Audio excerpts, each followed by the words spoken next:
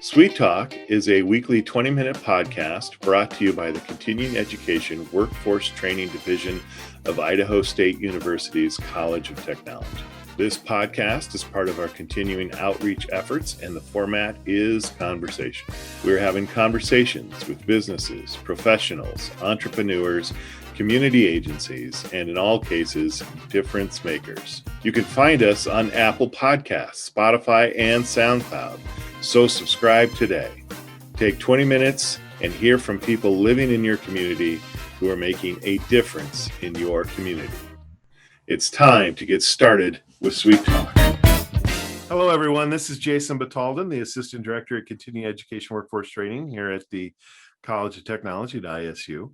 And we are here on CEWT Talk this morning. We've got a really exciting episode. We've got a really exciting guest, and we've got Paul on the show this morning. And Paul, yes. How are you today? Behind the scenes, I'm a little groggy, and all I can say is thanks heavens for coffee. Right. Hey, remember yesterday I shared with you that I made my first batch of cold brew coffee this morning? Or yesterday morning? Yes, and you brought it in the office and you're showing me your cup, and I was I was so jealous. I don't know if anyone from the office has ever had cold brew coffee, but I can tell you it is such a difference because of the time it takes to brew the coffee. It comes out with this no bitterness at all, and for some reason it brings out the natural sugars in the coffee, and it has this very sweet tone to it, especially someone like me who drinks coffee black. It makes a big difference. It is time consuming though. It is time consuming. And it's also the other side of the coin. It's got a little bit more of a kick to it than your quick brewed coffee too. Yeah, I don't mind. So I'm finished. I guess I'm bringing that up. I'm finishing the last bit of my cold brew coffee, and I'm like, oh, I can't wait to go make another one because I absolutely love my cold brew coffee. I just love it. I don't know why I don't make it in the winter. I mean, you can heat up cold brew coffee and have a hot cup of coffee if you want, but So once it's been brewed, you're good. So here's the thing. I'm a big coffee guy. I really immerse myself in this kind of culture. If you guys would like us to do just an episode about coffee, I would love to do that. Let us know. Reach out to us. Sammy on for that one. Oh, get Sammy on that one. Right. Yeah, because I could talk about coffee. I could not 20 minutes. I could go on and on about it for multiple episodes. So if that's something you guys want to hear, let me know. I would, because I'd like to twist Jason's arm. Let's do a coffee episode. I know. And we very well may, Paul. Hey, okay. but our guest. So our guest, a little intro. I'm going to give a little intro on our guest. Our guest is Brenna Hassing, and she is special for us, especially because she was an intern for us. Brenna, over 2 years. Something, I think almost 2 years, maybe almost 2 years. Yeah. And so she left ISU. She left the sacred halls and the institution of academia and ventured out into the big world. And that meant, of course, that she had to leave our little humble office behind. And we wanted to touch base with her. So we got a couple exciting things. We want to hear where she's at, what she's doing, because I know she's got a job that she loves. And the other thing is, how was that transition during that COVID time? Because that was a little fun. But with that being said, I got to use the official word to get things started. So first of all, Brenna, welcome to CEWT Talk. And it's kind of, you have been on a podcast. You were a podcast guest at one time. Yeah. But most of your involvement with CEWT Talk was on the other side of the camera and the microphone. Yes. And I quite often hid from the behind the scene cameras. Well, I was pretty good at that. There's only a couple episodes where I'm actually in shot of the behind the scene cameras. Yeah, well, when we were in the studio, we actually had you take pictures of the recording sessions. That way we had some material to post to promote. But you were in most cases part of the live audience. And it was nice because then we would have questions because, early in the days, Jason was a little more reserved about, asking questions sometimes. And it was nice to have a live audience so that we could have questions pop up that we didn't even think of. Yes. Yeah. Yeah, I think And Paul, it you was were always the best at asking questions. right. And what I liked, and Brenna, we're wasting time. I wanted, and I don't mean that meanly, but I really want to hear about. But you know what? The nice thing about Paul and having Brenna and Jennifer and Sammy and all our live audience guest members there, even when Gary came, is what it did is each of us got sometimes. Like you said, if I missed a question or if Gary missed a question, and then but our audience has always had a different take on some things. And so when you guys, it really added a rich dynamic. So Definitely. we've had that conversation again about now that COVID is waning down, do we go back to in studio? And I think the only argument, Paul, would be we kind of want the live audience again. Yeah. As a former intern, I also have to say studio days were the fun days. I mean, It didn't matter. I could have had a statistic test that day, but it didn't matter because it was studio day and we were going to have fun recording. And more often than not, because where we record on the ISU campus is pretty close to the student union, it would be studio day and then we'd go get donuts. Yeah. The interns would walk over and get donuts at That's and I right. can't remember the donut place now, but it's amazing. Yeah. Amazing Glaze. Amazing Glaze. There we go. See, there we go. Maybe it slipped there. So Brenna, you left us in July of 2020 in the in the midst of COVID, and you found a job. And where took are a you? little while. So where are you now? So July 2020, I left CEWT. I actually had kind of a carryover job working for a property management cleaning company in West Yellowstone. And I was cleaning Airbnbs, which is definitely not what you'd expect as a recent graduate. But it was one of those, you need a job. I didn't want as much as I would have loved to stay with CEWT. I wanted to make sure that position was open for a current student, even though I know they would have given me a little bit of a grace period, given me a couple more months. But yes. We would have, right? Yeah, I know. They're just that awesome. But I wanted a student to have that position. So I was in West Yellowstone Island Park area from August to November, working in that field and the rental business up there, and then putting in a lot of job applications. And it was definitely frustrating with COVID. Was it hard just finding positions that were open, or was it, the positions were open, but slow down on hiring because everyone was, Zoom and offices were closed, or what was the main issue there, do you think? I think a lot of it was just the slowdown on hiring. And it was kind of the different process where I think employers were figuring out, how do we hire people remotely? Because the current job I'm in, I did everything remote. 100%. I didn't make it down to Twin Falls, which is where I am now, Twin Falls, Idaho, until 2 days before I started my new position. So it was 100% remote. Well, I do know that some employers were actually just kind of waiting to see how things were going to impact them financially, because you don't want to go hire someone just to go, hey, we got to let you go. And I thought a lot of companies just did not know how much it was going to affect them in the pocketbook. Are we going to lose business? Are we going to gain business? Or is it going to be the same? Yeah. And I definitely had a few of those. There were a couple different jobs, and they were actually with different cities and municipal type positions. And they had that. They said, we loved you as a candidate, but all of a sudden we don't know about our funding. So we're going to have to shut it down. And maybe in a couple months, we'll keep you on the list because we loved you, but we just can't guarantee it.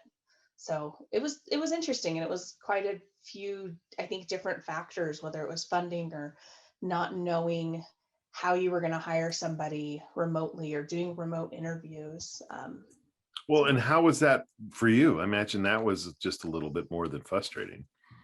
It was definitely disheartening. I mean, I kind of noticed I would do cycles. I would get really excited about stuff and find a bunch of jobs and have a week where I was putting in like 30 applications, which is exhausting in and of itself because that's just a lot of work. And then I would, not hear anything for weeks on end from anybody. And it would be like, okay. And you'd kind of slow down, and then you might get a little activity, and that would kind of, feed the fire, and I'd get going again with applications. Yeah. So it was just mental and emotional gymnastics to keep yourself kind of pumped and making sure you're putting your most positive, best foot forward and all that good stuff too. Yeah. Well, working full-time cleaning, which is, if you've ever been a house cleaner, it is exhausting. Yes. It's a tough job. Tough job. Those ladies work hard, and men. My crew was mostly women, but those people work quite hard. So, it was coming home after working and cleaning, I don't even remember how many different units and rentals and stuff like that in one day, and then trying to at least get 2 job applications out. Right. And living with my parents still. Yes, right. With whom I love dearly, but right, and they love you dearly too. Yeah. But that wasn't so excited that I'm out. Right. COVID wasn't part of the plan, right? No. Slow in hiring wasn't part of the plan. Yeah. So you stumbled on the job you're now. Who are you working for now, if you can tell us? I am working for D.L. Evans Bank. I am their digital marketing specialist. Wow. Yes. Yeah. So that's exactly, it's kind of one of those, it was worth the wait, because that's exactly what I was looking for. And I mean, the job, description and position, it was like, yes, cool, let's apply. Okay. I think all I had to do was change, names and addresses on some stuff, because I already had so many different versions of resumes and cover letters that it was like, yeah, this is exactly what I want. Easy. Excellent. Very cool. So when did you first interview for that position, and was that a remote interview, and how'd that go? It was remote. So it actually happened very, very quickly. I found the job in late October, beginning of November. I can't quite remember, and hit submit. And then I interviewed just before Thanksgiving, so mid-November, and started on December 7th. So it was extremely quick, the process. Wow. Yeah. It's kind of like, okay, here we go. So I gotta figure out where I'm living. Yeah. And that was a challenge. But anyway, Paul, you had a question. Yeah. So when you went to go interview, you worked for us doing a lot of digital content. Did that help prep you for the interview process or the skills they were looking for? Yeah, it definitely did. So having that background experience of, even the podcast experience with some of the digital stuff there, and using Facebook for a business and running Facebook ads, and knowing about SEO and those types of things, and knowing how to push the content, definitely helped. And I had a lot of great examples to give that projects at CEWT that I was able to just have right there on the tip of my tongue, ready to give them during that interview. Very cool. I always tell people who interview, I says, if they ask you a question, answer the question and follow up with an example. Yes. That's what they're looking for. They're looking for actual history of you doing a task. Yes, definitely. Very good. So so it's right up your wheelhouse, this position. You feel, and I'm so excited, right? I guess I'm just so excited that this position and the fit, you found kind of exactly what you were looking for. So December 7th, they say that was your first day, December 7th? That was my first day. That was my first day. And you're still working remote now? No, actually, I was never remote with them. They had guidelines where they were able to keep 6-foot distance. And if you weren't in that 6-foot distance or in common space, you had to wear a mask. Just recently, with the lifting of mask mandates across Idaho, they also have done that, unless, a customer specifically requires that we wear them. We're always more than willing to do that for somebody's comfort level. And we just, it was kind of one of those where you'd keep your distance and wear your mask when you needed to. And we were able to do that. And I know quite a few of us have taken the time to go get vaccinated as well. So that helps. So was that part of the, when you were getting the job, was that part of the conversation going, hey, we're doing masks or we're trying to keep people safe? Kind of. I wasn't so much worried about that, because I'm just the person who, whatever HR needs me to do in that regard, I'm going to do, because HR, as much as sometimes you feel like that's a little overboard or what have you. They're doing it for a reason, and they very much need to do it to protect their employees, to protect the community. And community is a very, very big part of the DL Evans Bank culture. So it definitely all played in. I just know from the get-go, they said this is not going to be a remote position. So I did know that coming into it, that I would be relocating down to Twin Falls, which I was totally fine with. How did that process go, though? I mean, because again, now in my brain, and this is from my little world.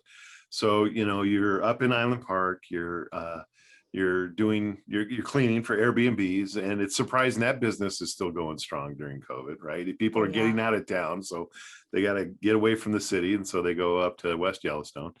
And all of a sudden now you apply for this job, they give you the job, they say, hey, December 7th, you start.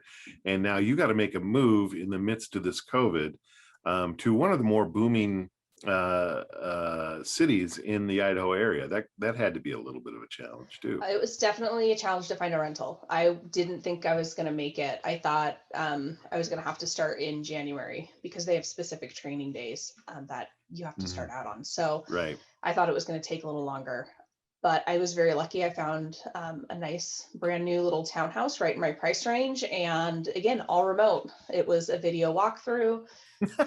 Wow. So it was one of those where it was like, okay, here we go. Hopefully it actually looks like it looks. You have that worry in the back of your mind. Oh my gosh. I mean, you touch on a good point. Right now, we kind of have a shortage of housing, right? Yeah, definitely. Like I said, I feel very, very lucky I got into the unit I'm in now because I didn't think it was going to happen. Very good. You're looking on every Facebook, Craigslist, everywhere you can look to find a rental, and you're just not seeing a lot. So it was one of those where it's like, okay, we got it, we got in, and thankfully had enough money saved up that I could put on the first month's rent and the security deposits and all that kind of stuff. And then it was just a matter of getting all my stuff down here, which all of it was in storage. So it was pretty easy. We just move boxes. Move boxes one more time. One more time. One more time to move boxes. Yeah. So you've been down there now 6 months. It's full 6 months. Full 6 months. And do you like your job? I love it. Okay. I really love it. Yeah, talk to us about that a little bit. So, I mean, part of it is the actual job itself, what I do. I really love digital marketing. Not really sure why, because I don't use Facebook or Instagram or anything like that in my personal life. Yeah, no, just for work. But it's just so much fun to come up with content and work with different departments on their wants and needs and getting things done. Working on the website as well. I do a lot of that. And then I just love the company. DL Evans has a great corporate culture, in my opinion, and they're just very dedicated, like I said earlier, to community and to people. And that is something that's very important to me as a person. So it's nice to, right out of the gates of college, find that company and job description that I both really, really enjoy and really like. It's pretty rare, I feel like, these days to find that right after graduating. Also, to find a position that's within your degree. Yes. That was the big worry for such a long time. I think that's a big worry for most people in college is, oh my gosh, I'm going to graduate and I'm not actually going to do what I've just spent 4 years and X amount of dollars learning how to do. You hear it all the time. And it's like, oh, I've got this job. I love my, people go, I got a job and I love it, but it's not really what I went to college for. Yeah. But that's wonderful that you actually got something within your degree and something that you had a history of doing. It's kind of a rarity actually nowadays. I would agree. I think it is. I don't think a lot of people find that. So what did you learn about yourself through this whole process? What do you think? And maybe go back farther, because I know, going through college, I know you've switched degrees maybe a couple different times, and you kind of, and I don't mean that critically. No, I mean, no. I think, and maybe I'm prying a little too deep here, and I'm sorry, Brenna, but I think, you had some transformative experiences, and you've really had taken opportunity to kind of find what it is you like to do, what it is you want to do, define kind of where you want to work and kind of place you want to work? And can you kind of just talk about that experience for a little bit? Oh, absolutely. So I started out thinking I was going to be a natural resource, recreation, and tourism major at Colorado State University, and got about 2.5, almost 3 years into that degree, and just was like, nope, nope, and Nope. nope. And it No. was one of those where you have conversations with people and they do push you, just get the degree and figure it out later. And it was like, nope, I'm not sleeping. Had tons of anxiety, and it had nothing against the school or the people at the school. It was just, I don't think I'm going to be able to make a living. Right. And it's one of those tough degrees. And I was like, Yeah. I can't write grants for the rest of my life. I am not that dedicated, and I'm not that person who's going to be able to handle that from a stress perspective. And so I took about 2 years off and just worked. I worked at Macy's at the time and kind of recentered and figured out that, okay, I'm either going to do management or marketing. That's where I'm going to go, because I have to have a degree for myself. That was kind of the realization I came to.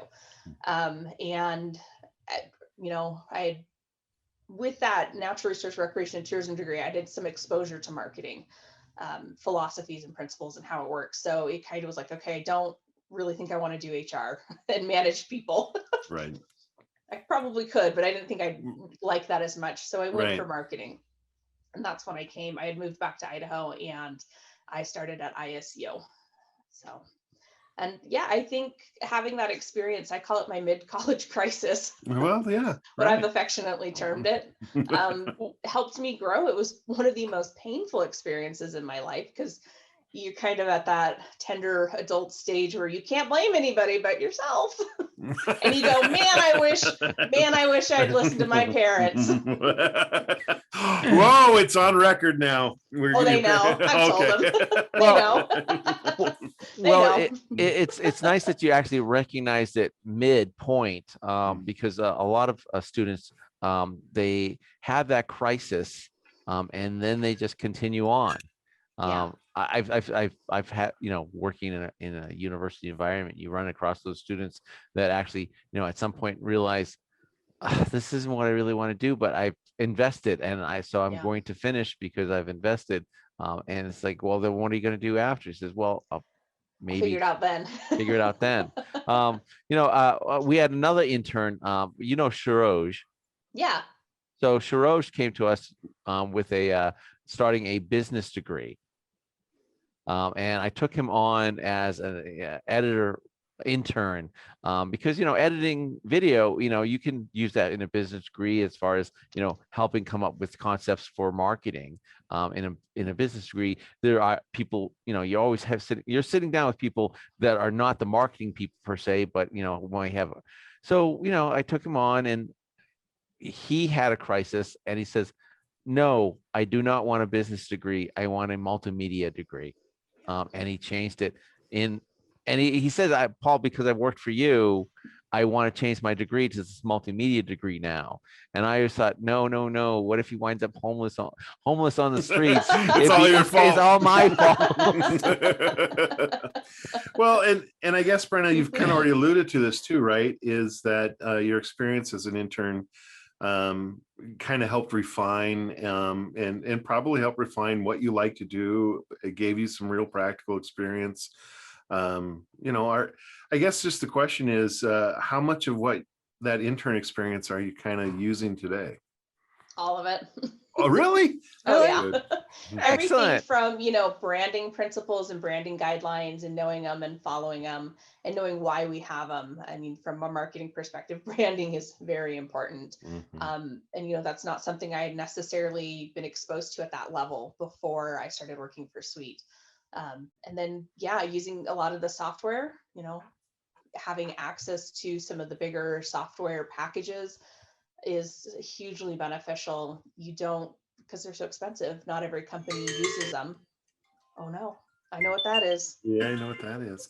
Well, yeah, I wondered that too. Being the able to outbound, put that on your resume, it's pretty good. right? Even if they use a different one, right? But Mhm. because the Yeah. principles are the same, and Yeah. that is a big deal. So Definitely. we're definitely look. You're right, Brenna. You know what the timer is, and obviously it went off, and we've hit our 20-minute mark. But I truly want to just tell you thank you for coming on the show and talking today. But more than that, thank you for filling us in. I'm so encouraged by your story. As maybe as difficult probably when leaving Sweet and then, having to figure out how to get groceries paid in the meantime. There is a testimony there. I mean, not only did you find the job that you love and the company you love working for, but you did it during a time when, a lot of other things were coming undone. And so good for you on that. Thank you. So I've got one last question. Yes. Do you feel like a grown up now? Kind of. we finally cut the final, connections to my parents, which is just so satisfying. And I was reading an article a couple weeks ago that is how most people my age are defining being an adult, is being financially independent.